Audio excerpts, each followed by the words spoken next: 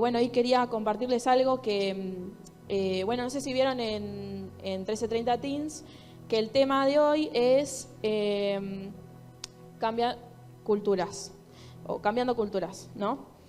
Y bueno, Pablo nos compartía un poco de la intención de este mes y bueno, estábamos hablando justamente de algunas cosas situaciones a veces a las que nos enfrentamos en la escuela, ¿no? Frente a diferentes ideologías, diferentes pensamientos. Y bueno, yo pensaba que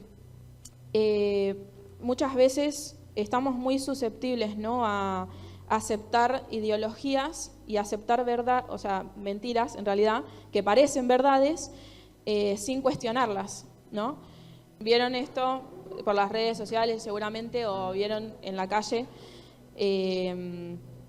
Personas que, digamos, se ponen una máscara y, bueno, ellos, según, digamos, la lógica que presentan, pues esto no es un chiste, o sea, estamos hablando en serio. O sea, según la lógica que presentan es, para vos ser un Terian, tenés que sentirte o identificarte como un animal.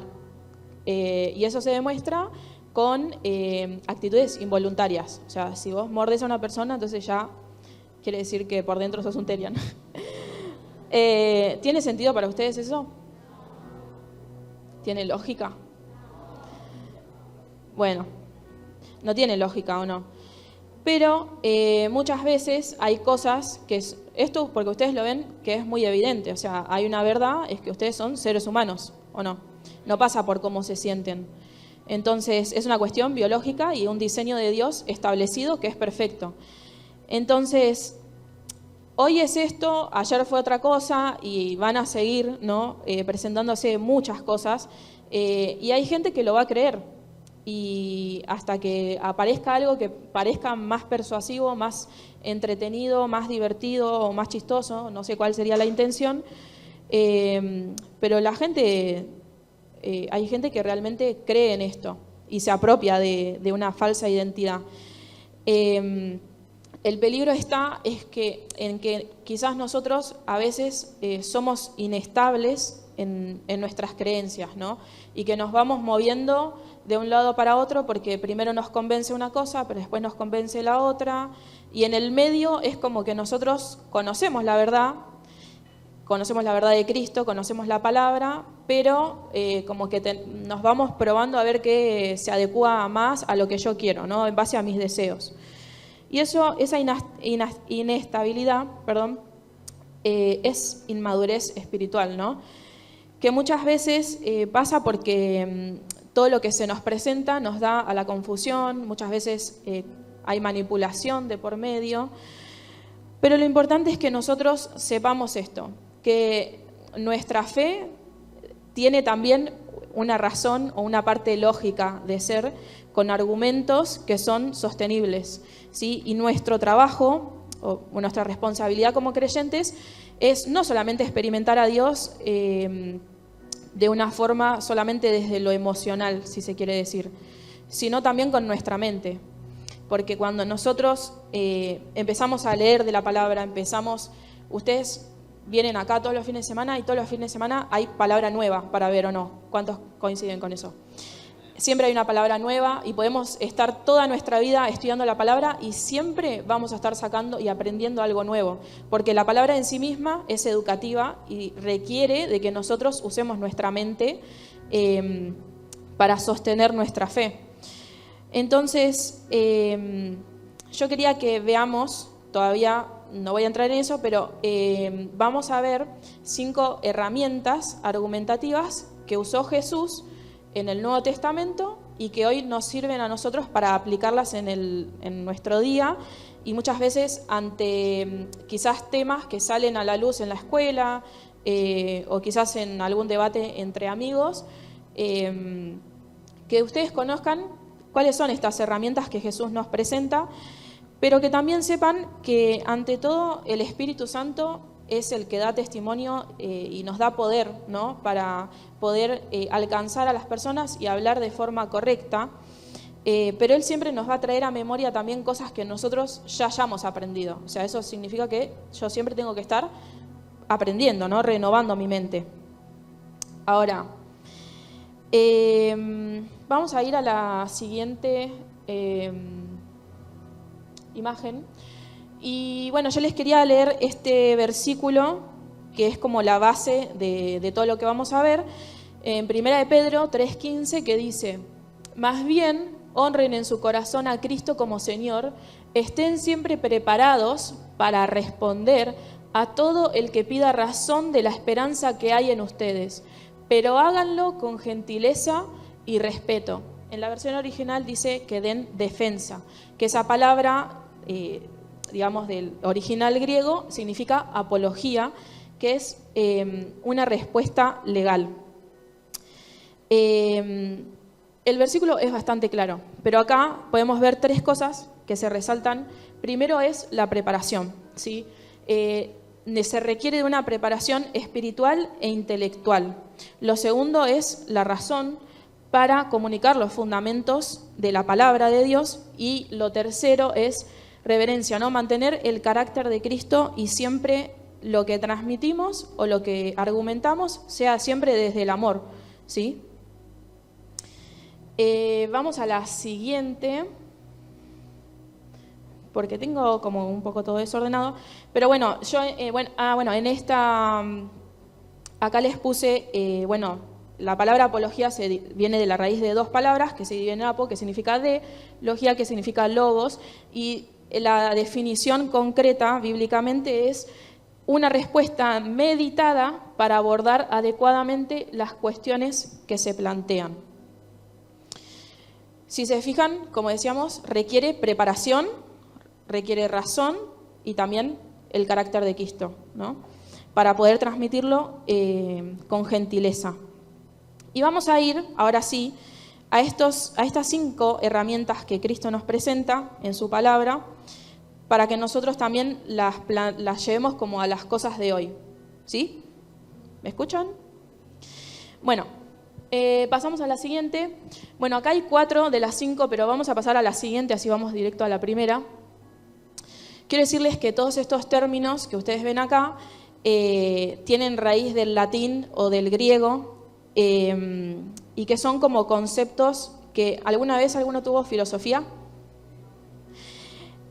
¿Nunca? ¿Algunos sí? ¿Otros no? Bueno.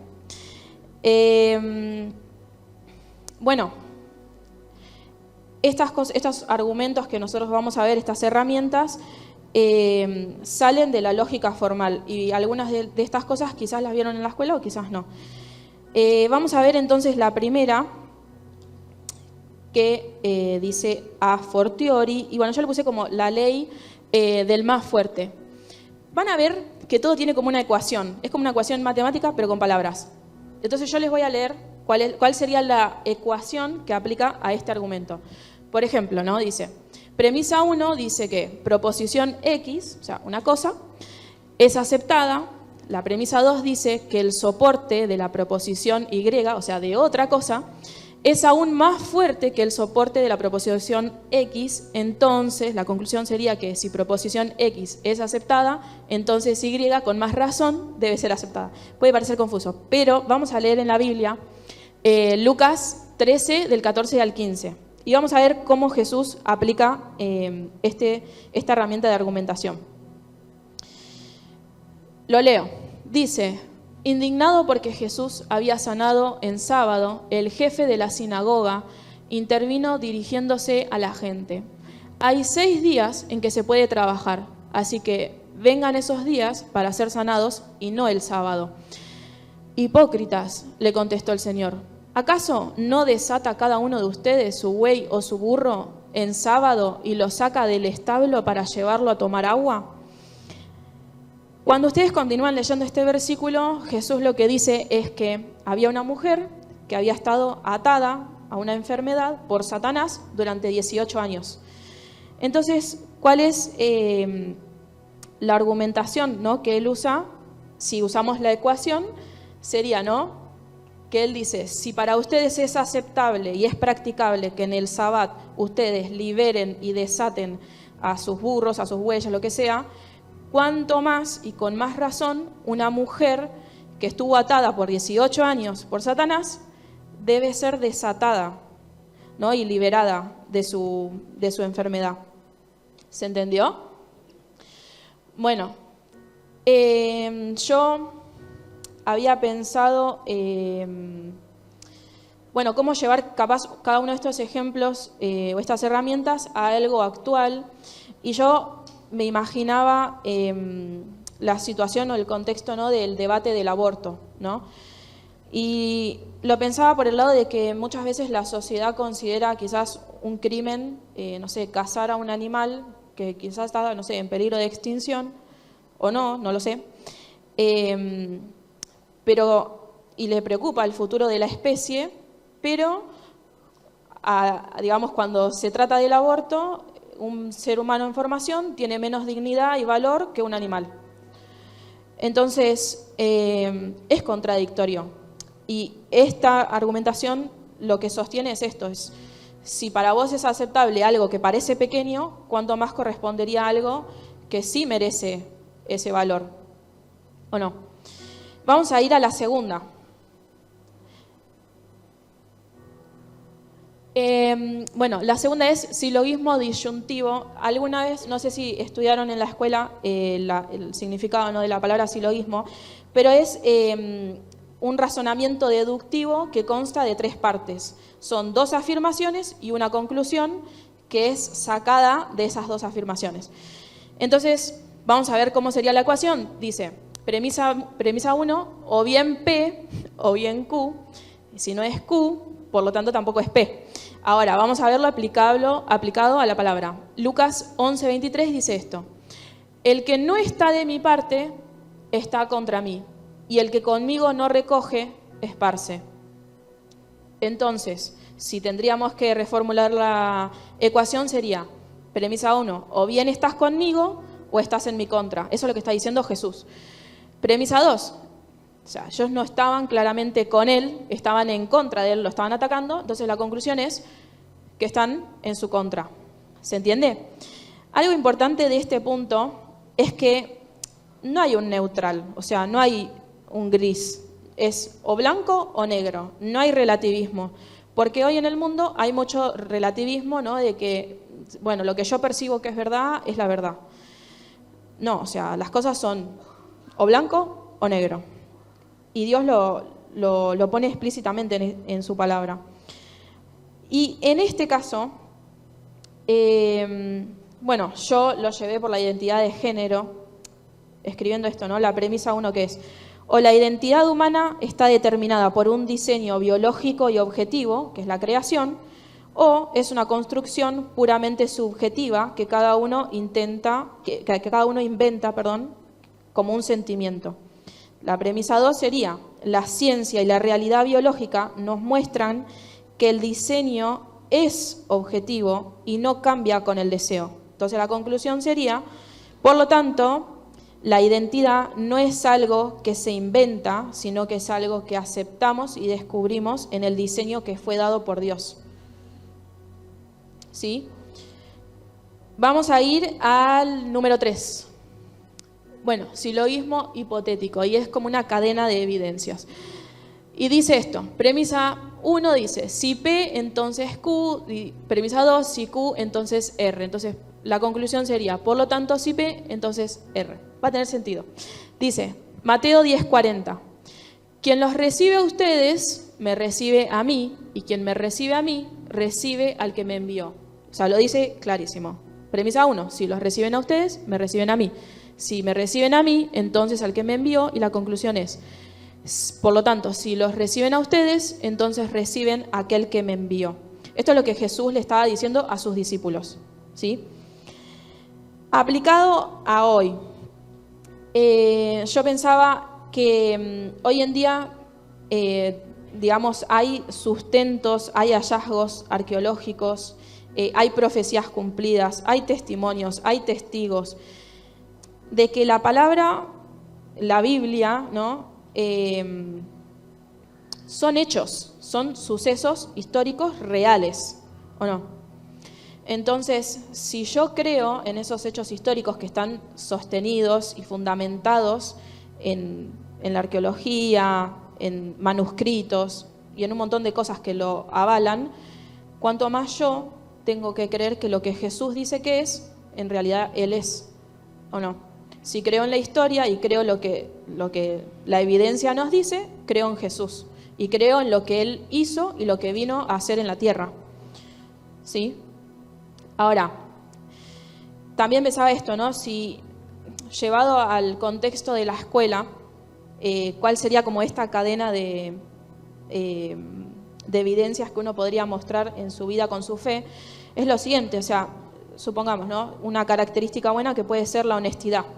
Si yo soy honesta y ese ser honesta me lleva a ser mejor compañera en mi curso, entonces mi fe beneficia a toda mi clase, ¿o no? Bueno, ustedes son luz para este mundo y donde quizás hay tinieblas, la luz de Cristo resplandece a través de ustedes y su fe va a hacer que ustedes puedan también llevar a Cristo a los ambientes a los que van, a pesar de que ustedes piensen diferente. ¿Sí? Vamos a ir a la cuarta.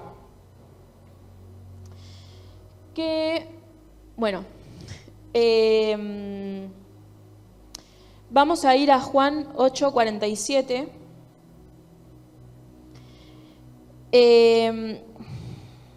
Y este término modus tollens, habla de una negación. Y dice lo siguiente: premisa 1, si P implica Q, y no es Q, por lo tanto tampoco es P. Ahora, vamos a leer Juan 8:47 que dice: el que es de Dios escucha lo que Dios dice, pero ustedes no escuchan porque no son de Dios. La ecuación sería, premisa 1, si sos de Dios, entonces escuchás sus palabras, y si no las escuchás, entonces no sos de Dios. Es bastante claro, ¿o no? Y en este tema se me vino algo que, viene hace mucho tiempo, que es los horóscopos y, todas esas cosas, ¿no? Los astros, digamos, todas estas cuestiones que a veces la gente, el tarotismo también, la gente en la búsqueda de orientación de su destino, en la búsqueda de identidad, en esa incertidumbre y ansiedad que genera el futuro, buscan respuestas, pero si uno se lo pone a pensar, si los astros realmente determinaran nuestro destino, entonces todas las personas que tenemos el mismo signo, básicamente tenemos el mismo tipo de día, el mismo tipo de carácter y el mismo futuro. Eso es imposible, ¿o no? Porque es evidente que personas que son del mismo signo viven realidades totalmente diferentes, totalmente distintas. Entonces, por descarte, todo eso es mentira, es falso, porque los astros no definen tu destino o tu futuro. Ahora, tenemos que pasar como por un filtro las cosas que escuchamos, porque vamos a escuchar cosas, vamos a ver cosas, pero tenemos que ver si lo que hay detrás es coherente o no. Porque alguien en tu escuela por ahí puede decir ser tolerante, pero después, faltarte el respeto, insultarte o maltratarte por tu fe. Entonces, su premisa de tolerancia no es coherente con su comportamiento, ¿o no? ¿Alguna vez les pasó que se sintieron un poco acorralados y quizás sin saber cómo defenderse o cómo defender su fe? Pero ustedes no se preocupen porque Dios está de su lado y aunque, como les decía al principio, aunque quizás ustedes les den quizás la espalda a las cosas del mundo, rechacen las cosas del mundo, ustedes están afianzados en la verdad de Cristo. Y eso son verdades eternas y son realidades eternas para hoy en nuestra vida. Y vamos a ver el último, ¿sí? Que básicamente, es cuando plantea un dilema. ¿Alguna vez les pasó, como les decía recién, que están como que se sienten entre la espada y la pared con una pregunta que quizás alguna vez alguien les hizo en la escuela? Yo me acuerdo que cuando era chica, en una clase de literatura, no me acuerdo qué tema estábamos viendo, pero fuimos a la Biblia. Y me acuerdo que un compañero, todos sabían que yo era cristiana, pero un compañero dijo que Dios avalaba el incesto, porque conocía la historia de Lot, ¿sí? Y claro, yo tenía como la historia por ahí, como ahí lejana en mi cabeza, pero no sabía cómo decir que no, pero pará, o sea, Dios no avala eso, o sea, que el relato esté no significa que sea algo que Dios avala, ¿no? Y me acuerdo que, bueno, como que me dijeron un par de cosas más y yo no sabía qué responder, entonces, bueno, esperé al recreo y me acuerdo que le hablé a mi papá. Y le dije, un compañero me dijo, me habló de esta historia, vos me podés contar bien cómo fue, así cuando volvemos a la clase y retomamos el tema, yo puedo decir, bueno, nada, y ahí mi papá me dio un poco de contexto, qué sé yo, bueno.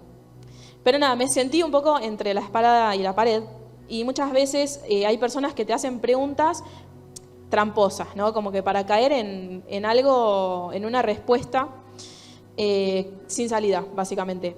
Pero Jesús nos muestra cómo Él presenta una tercera opción, una tercera alternativa. Bueno, como dice acá, ¿no? Bueno, sí. Vamos a leer Mateo 22, del 15 al 22. Se los leo. Bueno, y habla del pago de los impuestos al César. Dice: entonces salieron los fariseos y tramaron cómo tenderle a Jesús una trampa con sus mismas palabras. Enviaron algunos de sus discípulos junto con los herodianos, los cuales le dijeron: Maestro, sabemos que eres un hombre íntegro, y que enseñas el camino de Dios de acuerdo con la verdad. No te dejas influir por nadie porque no te fijas en las apariencias. Danos tu opinión. ¿Está permitido pagar impuestos al César o no? Conociendo sus malas intenciones, Jesús replicó: Hipócritas, ¿por qué me tienden trampas? Muéstrenme la moneda para el impuesto. Y se la enseñaron. ¿De quién son esta imagen y esta inscripción?, les preguntó. Del César, respondieron. Entonces denle al César lo que es del César y a Dios lo que es de Dios. Al oír esto, se quedaron asombrados, así que lo dejaron y se fueron. Básicamente le querían tender una trampa porque las dos posibles respuestas que ellos pensaban que tenía era sí o no. Si Jesús respondía sí, se metían problemas con unos, y si respondía que no, se metían problemas con otros. Entonces, ¿qué hace Jesús? Presenta una tercera opción, le muéstrenme la inscripción de la moneda, y bueno, al César lo que es del César, a Dios lo que es de Dios. Y ellos se fueron muditos. Como en todas las respuestas a los argumentos de Jesús que ustedes ven que siempre lo van a confrontar, desaparecen. Jesús responde y ellos desaparecen. Y bueno, llevándolo al hoy, el otro día hablaba con Mica, con Darío, estábamos hablando y Mica me había contado que hay un cristiano conocido que habló del tema de la poligamia, según entendí yo, como avalando, diciendo que Dios avalaba eso, básicamente. Entonces, nada, quise como que tocar un poco este tema con este argumento y pensar esto, ¿no? O sea, quizás para otros hay dos respuestas posibles, ¿no?, en este tema que es tan polémico, que es o la Biblia se equivoca o aprueba la poligamia porque los patriarcas lo practicaban, ¿no? Vemos la vida de David, de Sansón, bueno, un montón. Pero ahí es donde nosotros presentamos una tercera opción, ¿no? Y mostramos cuál es el diseño original desde el principio de Dios, que es un hombre y una mujer. Y que en realidad, en muchos de los casos que nosotros vemos esto, vemos las consecuencias de estas decisiones también. Y bueno, nada, para cerrar ese tema, no sé hoy en día, si son debates o son cosas que surgen en la escuela o no, pero sí les quiero decir que no nos podemos quedar ajenos a permanecer y a marcar las verdades de Dios. O sea, Jesús, que no era como políticamente correcto, porque él, venga quien sea, el gobernante de acá, de allá, él no tenía ningún problema en marcar el error y y de manera estratégica, ¿no? O sea, él planteaba preguntas, ¿no? Vimos acá en estos argumentos, y los llevaba a ellos a sacar su propia conclusión. O sea, a veces él no exponía quizás la verdad del todo evidente para ellos, para que ellos como que lo acompañaran también en ese proceso, ¿no? de pensamiento, y hacerlos a ellos activos de las verdades que él estaba diciendo y no solamente oidores pasivos, ¿o no? Entonces, me olvidé lo que iba a decir. Bueno, nada, es importante que, vieron, yo al principio les decía que, a ver, el Evangelio se proclama, no solamente se siente, y la verdad de Dios exige que sea articulada, que sea expuesta. O sea, si en algún momento surge entre sus compañeros, en su escuela, en alguna clase en especial, algún tema que ustedes, quizás no lo tienen muy claro desde la mirada bíblica, siempre asegúrense de estar buscando, ¿no? De cuál es la verdad de la palabra. Y con el pensamiento siempre de apuntar a ser como Jesús, de reflejar el carácter de Cristo, la humildad, la gentileza, el amor, la compasión, para transmitir una verdad, pero no quedarnos callados ante una convicción que nosotros sabemos que es la realidad. O sea, es como que yo, supongamos, ¿no? Les digo, el cielo es verde. El cielo es verde. ¿No sabían que es verde? ¿Ustedes qué van a decir? No, o no. O sea, ustedes tienen la posta porque ustedes tienen 2 ojos, pueden ver que hay un cielo que no es verde. Bueno, no sé los daltónicos cómo ven, pero ustedes saben que no es verde, ¿o no? Entonces, si ustedes saben que no lo es y tienen su propia verdad, porque saben que esa es la verdad, alcen la voz, con coraje, con valentía, con convicción. Y como les dije antes, el Espíritu Santo es el mayor testigo dentro de ustedes que les va a dar la palabra en su boca para exponer una verdad sólida y que tiene argumentos sólidos, ¿sí? Y si no, mándenle mensaje en la semana a sus líderes, así como yo hice con mi papá. Ustedes lo pueden hacer con sus líderes, con sus padres, pero no tengan temor frente a nadie a corregir pensamientos o ideas que a ustedes les parezcan erróneas, ¿sí? Y lo último que les quiero leer es un versículo que encierra un poco todo lo que recién hablamos. Primera de Tesalonicenses 5, del 21 al 22. Dice lo siguiente: sométanlo todo a prueba, aférrense a lo bueno, eviten toda clase de mal. Vamos a verlo por partes. Lo primero, sométanlo todo a prueba. O sea, en otras palabras dice como testear. Significa examinar. O sea, hay un abanico de ideologías, examinalas, miralas, observalas. No sé, ¿qué es la astrología? ¿En qué creen, no sé, los mormones? ¿Qué sé yo? No sé. Todo lo que, si te genera interés, está bueno que sepas o te informes o examines de qué se trata, ¿no? Pero acá dice, me gusta porque Job hace una analogía que dice: ¿acaso no comprueba el oído las palabras como la lengua prueba la comida? O sea, ustedes cuando prueban algo saben si está bueno o si está vencido, está medio rancio o no. Bueno, lo mismo pasa con nuestros oídos, ¿sí? Nos ayudan a discernir la verdad de la mentira.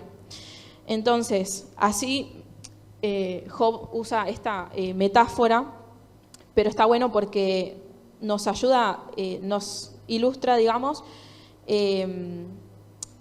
que de la misma forma con la que nosotros testeamos con nuestra boca, podemos testear con nuestros oídos y ejercitarlos, ¿no? Para saber discernir cuál es la verdad de Dios, cuáles son las mentiras. En segundo lugar dice, aférrense a lo bueno. Y Isaías 8:20 dice, busquen las instrucciones y las enseñanzas de Dios. Quienes contradicen su palabra están en completa oscuridad.